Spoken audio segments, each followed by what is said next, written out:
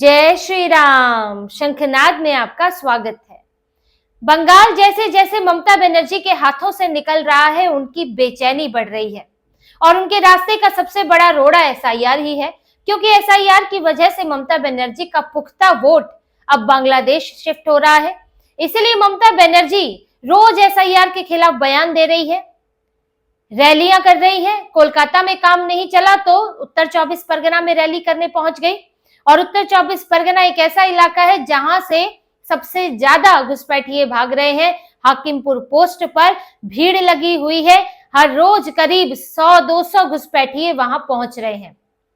तो ममता बनर्जी उत्तर 24 परगना पहुंचकर जो कह रही थी कि कोई मत जाओ, किसी को जाने की जरूरत नहीं है, मैं कोई भी सही नाम कटने नहीं दूंगी, तो इनका कहना यही था कि घुसपैठिए मत जाओ, बांग्लादेशी मत जाओ। वरना तो ममता बनर्जी को कहना चाहिए था ये तो अच्छी बात है कि घुसपैठिए छोड़कर जा रहे हैं, लेकिन वो एक बार भी जिक्र नहीं करती। वो कहती है कि किसी को जाना नहीं पड़ेगा, कोई मत जाओ। तो उत्तर 24 परगना रोकने ही गई थी ममता बनर्जी, इसीलिए इसी इलाके को चुना और वहां पर उन्होंने रैली निकाली और दिखावे के लिए बनगांव के इलाके से उन्होंने शुरू किया, जो कि मतुआ समुदाय का इलाका है। वहां पर उनका परफॉर्मेंस भी खराब रहता है। एसआईआर को लेकर मतुआ समुदाय में भी थोड़ा डर है, लेकिन ममता बनर्जी का क्या हाल है, किस तरह की स्थिति है उनकी तुष्टीकरण की, वो मतुआ समुदाय जानता है। ममता बनर्जी का असली टारगेट था घुसपैठियों को रोकना, क्योंकि ममता बनर्जी इस वक्त कई तरह से घिरी है, चुनाव आयोग से भी और केंद्र सरकार से भी। उनके हाथ से धीरे धीरे कमान छूट रही है। चुनाव आयोग ने तो पहले ही पूरा इलेक्शन प्रोसेस, राज्य के निर्वाचन अधिकारी, ये सब कुछ अपने हाथ में ले लिया है। ममता बनर्जी का कोई जोर नहीं है। वो जो तिगड़मे लगाने की कोशिश करती है उसके खिलाफ भी शिकायतें हो रही हैं। और अब राज्यपाल ने भी सुरक्षा की कमान संभाली है। जिस उत्तर 24 परगना में ममता बनर्जी पहुंची थी, वहां पर राज्यपाल भी निरीक्षण के लिए गए हुए हैं। राज्यपाल हाकिमपुर पोस्ट में पहुंचे थे। उन्होंने, जब से ये खबरें आई हैं कि घुसपैठिए भाग रहे हैं, तो वहां पर राज्यपाल भी गए और उन्होंने खुफिया एजेंसियों के अधिकारियों से, स्थानीय प्रशासन से और बीएसएफ से पूरी डिटेल ली है, जानकारी ली है। इसके बाद वो नादिया जिला जाएंगे और मुर्शिदाबाद जाएंगे और ऐसे ही और इलाकों में जाकर रिपोर्ट लेंगे कि कितने बांग्लादेशी भाग रहे हैं, क्या हालात है, कैसे निपटा जा रहा है, बांग्लादेशियों को जाने से पहले किस तरह की प्रक्रिया से गुजर रहे हैं। तो ये सारी चीजें देखने के लिए, हालात देखने के लिए गए हैं। और बीएलओ की सुरक्षा को लेकर भी जो मामला आ रहा है, वो सब चीजों पर चर्चा हो रही है और फिर राज्यपाल एक रिपोर्ट तैयार करेंगे। उन्होंने मीडिया में साफ कहा कि अभी कुछ कहने के लिए इसमें नहीं है, पहले हम सारी जानकारी इकट्ठा कर लें, उसके बाद बताया जाएगा। यानी कि एक रिपोर्ट तैयार होगी और जब रिपोर्ट तैयार होगी उसके आधार पर केंद्र भी फैसला लेगा। आखिर केंद्र को भी कोई सुरक्षा बल भेजने के लिए राज्यपाल की रिपोर्ट की जरूरत होती है। राज्यपाल यहां से अपनी सिफारिश कर सकते हैं। तो आगे की इसमें दिशा नजर आ रही है कि राज्यपाल को भेजने का उद्देश्य क्या है। यहाँ पर बीएसएफ अपना काम कर रहा है, गृह मंत्रालय की नजर है, लेकिन राज्यपाल भी पहुंचे हैं, क्योंकि ममता बनर्जी और उनके नेता कार्यकर्ता सीमावर्ती इलाकों में अपनी चलाते हैं। यहाँ पर पूरा नेक्सस बना हुआ है बांग्लादेशियों को रोकने का और फर्जी वोटर आईडी बनाने का, कागजात बनाने का, पूरा इनका गैंग वहां सक्रिय है। लेकिन अब जब वहां से बांग्लादेशी भाग रहे हैं, घुसपैठिए भाग रहे हैं, तो टीएमसी के लोग क्या कर रहे हैं और सुरक्षा के क्या हालात बने हैं, इसके लिए राज्यपाल पहुंचे थे। और अगर जरूरत पड़ती है तो वहां पर और सुरक्षा बलों की संख्या बढ़ाई जाएगी। तो राज्यपाल ने सुरक्षा की स्थिति अपने हाथ में ली है, ममता बनर्जी पर नहीं छोड़ा है। उनकी पुलिस वहां पर तो ममता के इशारों पर ही काम करती है और बीएसएफ वहां कैसे काम कर रही है, यहाँ तक कि खुफिया एजेंसियां क्या बता रही हैं, ये बहुत मायने रखता है। खुफिया एजेंसियों के साथ बैठक करना, एक एसआईआर है, चुनावी प्रक्रिया है, लेकिन मामला कितना गंभीर होगा जब खुफिया एजेंसियों के साथ भी बैठक हो रही है। तो राज्यपाल एक तरह से केंद्र के प्रतिनिधित्व वहां पर कर रहे हैं और वो पूरे मामले को अपने हाथ में ले रहे हैं और ममता बनर्जी सिर्फ देखती जा रही हैं और सिर्फ धमकियां दे रही हैं। इसलिए उत्तर 24 परगना में कह रही हैं कि अगर मेरे खेल में मुझे हराने की कोशिश की या मुझसे लड़ने की कोशिश की तो मैं पूरे देश में बीजेपी को हिलाकर रख दूंगी। कौन सा खेल, किस तरह का खेल आप यहाँ खेल रही हैं और कौन सा मैदान है? बंगाल आपके नाम नहीं हो गया है, यहाँ चुनाव से फैसला होता है और चुनाव से जो फैसला होगा उसे दोनों पार्टियां स्वीकार करेंगी। यहाँ बंगाल को आपके नाम पर नहीं लिख दिया गया है कि आपकी बपौती हो गई और आपसे लिया जा रहा है। तो ममता बनर्जी का डर और बौखलाहट साफ है। और ये बौखलाहट तो इस कारण भी है कि बीएलओ खुद ममता बनर्जी के खिलाफ उतर आए हैं, टीएमसी के खिलाफ। ये भले दिखावे के लिए कुछ चंद बीएलओ पहुंच गए थे कोलकाता में विरोध प्रदर्शन करने। वो थे बीएलओ अधिकार रक्षा समिति के सदस्य थे, जिसमें अधिकतर टीएमसी के ही नेता कार्यकर्ता थे।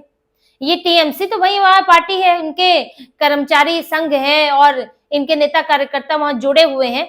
वही लोग आए थे हंगामा करने। बाद में बीजेपी के भी 50-60 लोग आए और उनके साथ झड़प हुई। ये सब हुआ था कोलकाता में चुनाव आयोग के दफ्तर के पास में, जब ये लोग यहाँ पर बीएलओ हंगामा कर रहे थे। लेकिन वो टीएमसी के बीएलओ थे, टीएमसी के से जुड़े हुए लोग थे उसके अंदर। लेकिन अब जो बीएलओ शिकायत कर रहे हैं वो कोई ऐसा नहीं है कि वो हंगामा हो रहा है इस तरह का। वो शिकायत सीधे चुनाव आयोग को शिकायत हो रही है, मुख्य चुनाव आयुक्त के पास शिकायत हो रही है, जिसमें बीएलओ एसोसिएशन ने एक समस्या बताई है और ये बताया है कि इन कुछ इलाकों में वोटर लिस्ट में नाम चढ़वाने के लिए किसी को भी फर्जी पिता बनाया जा रहा है। एक व्यक्ति को 10-10 लोगों का पिता बना दिया गया है अलग अलग इलाकों में।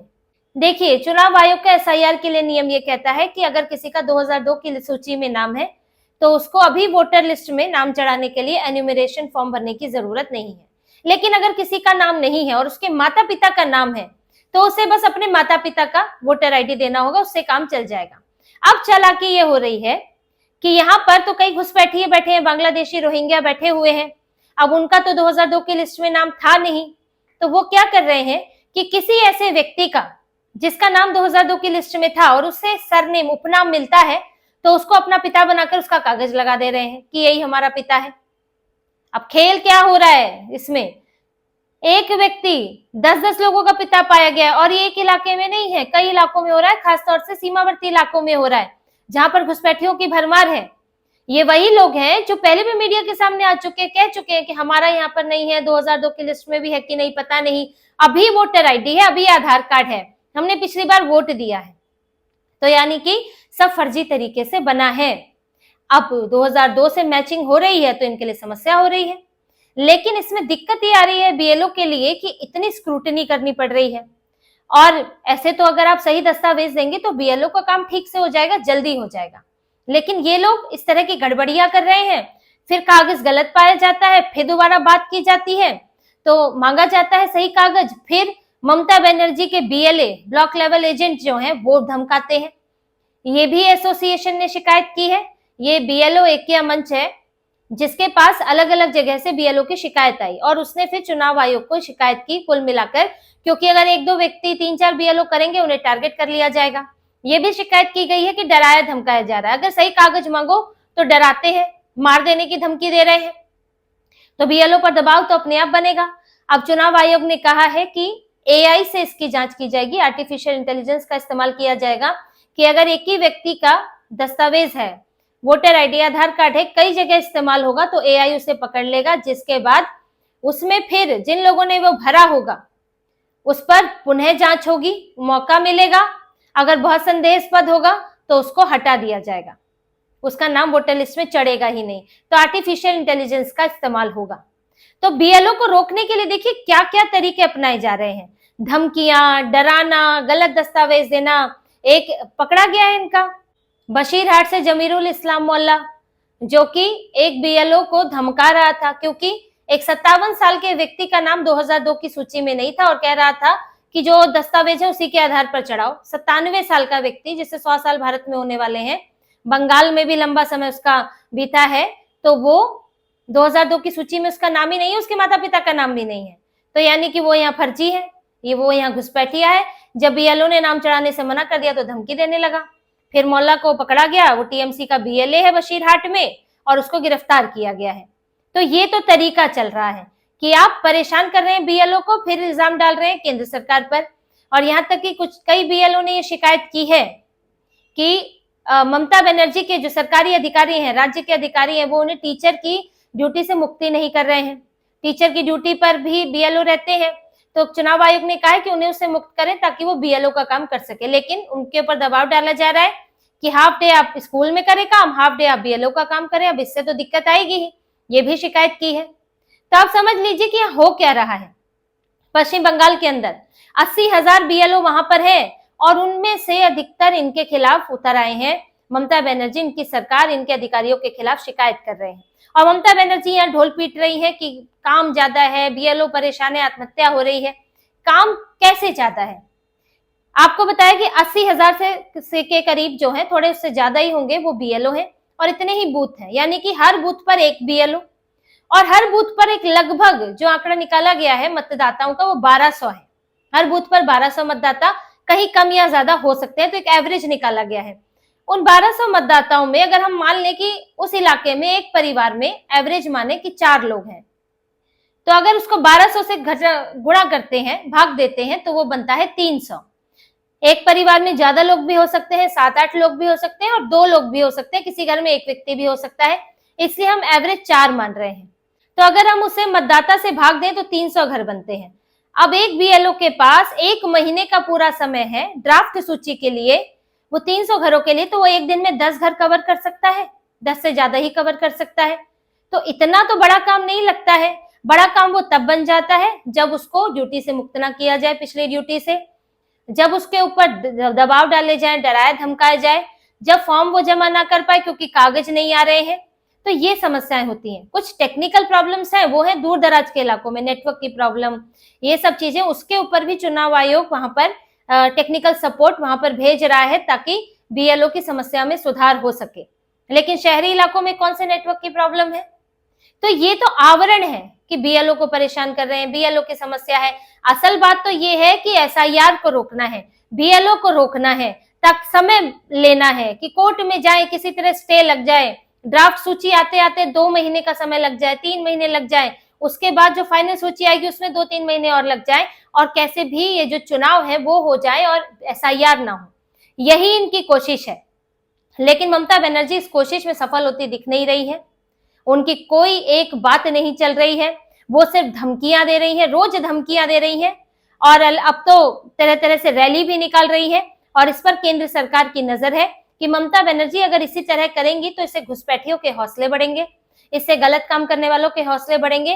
तो केंद्र भी नजर रख रहा है और इसके लिए अब राज्यपाल को लगा दिया गया है कि राज्यपाल वहां देखेंगे, रिपोर्ट देंगे और उसके बाद केंद्र सरकार इस पर फैसला लेगी। तो अब ममता बनर्जी पहले ही चुनाव को लेकर कमान खो चुकी हैं, हो सकता है कि आगे कुछ और चीजें भी उनके हाथ से निकल जाए। तो इसी तरह की और खबरें और विश्लेषण आपके लिए लाते रहेंगे। हमसे जुड़े रहिए, सब्सक्राइब कीजिए, कमेंट कीजिए। बहुत बहुत धन्यवाद। जय श्री राम।